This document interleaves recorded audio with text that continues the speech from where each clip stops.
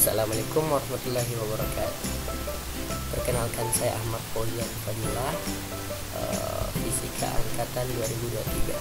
Nah, di sini saya akan membawakan materi dari mata kuliah struktur elastisitas bahan. Ringkasan materinya itu dari mulai setelah UTS hingga menjelang UAS. Oke. Nah, di materi yang pertama yaitu uji mekanik material. Oke.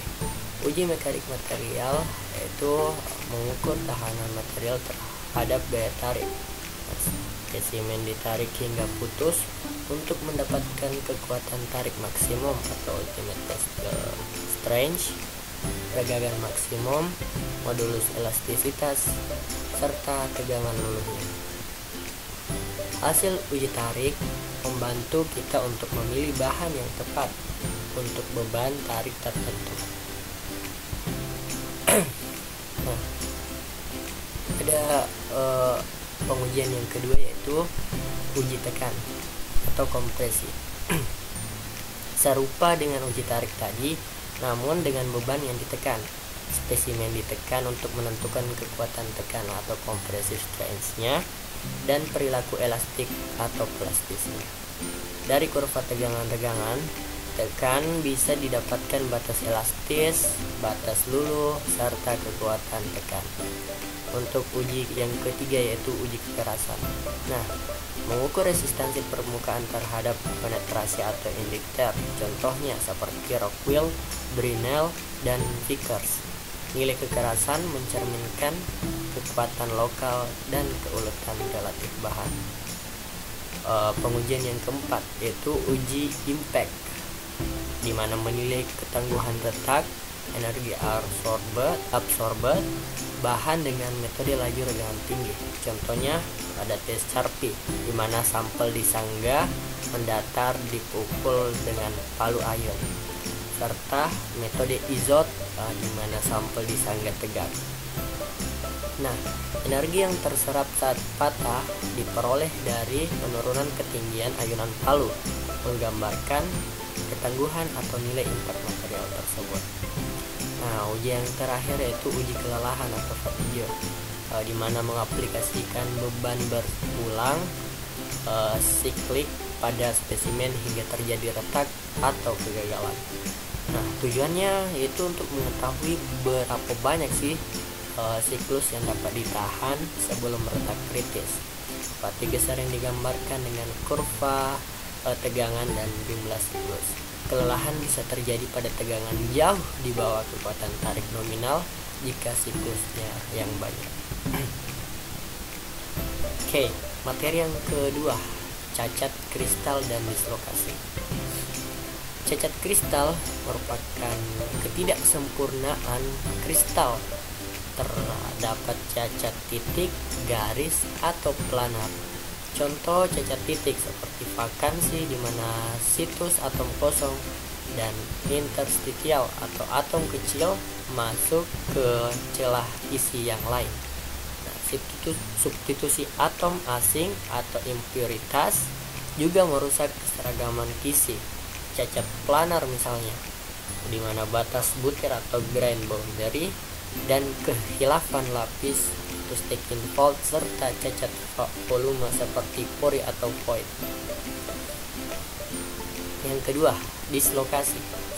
Nah, cacat linear di kristal tipe utama yang seperti dislokasi edge, di mana bidang atom terputus setengah, dan screw, struktur helix di sekitar garis dislokasi. Dislokasi memiliki vektor Burgers yang menentukan arah dan jarak pergeseran kisi. Untuk tipe edge, Burgers tegak lurus, garis dislokasi. Untuk screw, vektor Burgers sejajar garis dislokasi. Nah, pergerakan dislokasi pada bidang geser memungkinkan deformasi plastis terjadi pada tegangan yang jauh lebih rendah daripada yang diperkirakan teori kisi sempurna.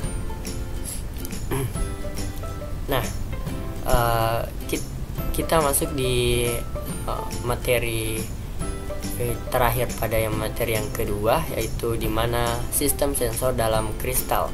Nah, ada beberapa kristal, misalnya kuarsa dan PZT, digunakan sebagai sensor karena efek piezoelektrik. Deformasi mekanik menghasilkan muatan listrik. Efek ini dimanfaatkan dalam sensor tekan, getar, dan frekuensi tinggi.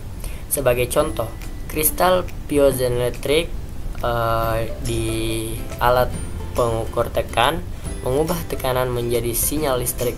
Dengan kata lain, material kristal tertentu dapat mendeteksi gaya atau getaran sebagai sinyal listrik atau elektrik. Oke, materi yang ketiga dan menjadi materi terakhir, deformasi plastis dan penguatan material. Deformasi plastis kristal, di mana perubahan bentuk permanen setelah tegangan melebihi batas elastisnya. Pada logam kristal seperti VCC atau BCC, plastis terjadi lewat slip atau pergeseran lapis atom, dan terkadang tuning atau duplikasi sebagian kisi. Slip berlangsung sepanjang bidang kristal tersusun rapat, melibatkan gerakan dislokasi. Deformasi plastis dikendalikan oleh pembentukan dan pergerakan banyak dislokasi. Artinya, ketika material mengalami plastis, banyak dislokasi baru terbentuk dan bergerak untuk memfasilitasi perubahan dari bentuk tersebut. Oke, yang kedua, penguatan ukuran butir atau Hall patch, di mana memperkecil ukuran butir rata-rata. Bahan meningkatkan kekuatan luluh. Batas butir berfungsi sebagai penghalang gerak dislokasi. Jadi butir yang lebih kecil atau banyak batas butir membuat dislokasi sulit untuk diterobos, sehingga tegangan luluh menjadi lebih tinggi. Nah, yang ketiga yaitu penguatan larutan padat. Nah, pencampuran alloy atau atom pelarut solut ke dalam kisi padat dasar menciptakan dislokasi lokal, distorsi lokal. Nah, distorsi ini menghasilkan medan tegangan yang menghambat pergerakan dislokasi. Semakin besar perbedaan ukuran atau modulus antara slot dan solvent, semakin kuat efek penguatannya. Akibatnya sifat mekanik bahan meningkat, tegangan luluh naik karena dislokasi tersendat oleh ketidakteraturan dari kisi tersebut. Materi yang terakhir yaitu penguatan regangan atau strain hardening dan cold work. Deformasi plastis yang diikuti pengerasan material. Saat bahan dikerjakan dingin plastis tanpa pemanasan ulang, densitas dislokasi naik drastis. Dislokasi baru menjadi lebih banyak sehingga saling bertumbukan dan menghambat pertambahan dislokasi yang lain. Hal ini menaikkan kekuatan luluh dan kekerasan material, walaupun mengurangi keuletannya sedikit, serta pada kerja dingin seperti penempaan atau drawing dingin memang membuat logam makin keras karena mekanisme ini. Oke, sekian dari saya dan mohon maaf atas kesalahan ucapan atau kesalahan yang lain pada saat penyampaian materi. Sekian, saya Ahmad Fauzan undur diri. Wassalamualaikum warahmatullahi wabarakatuh.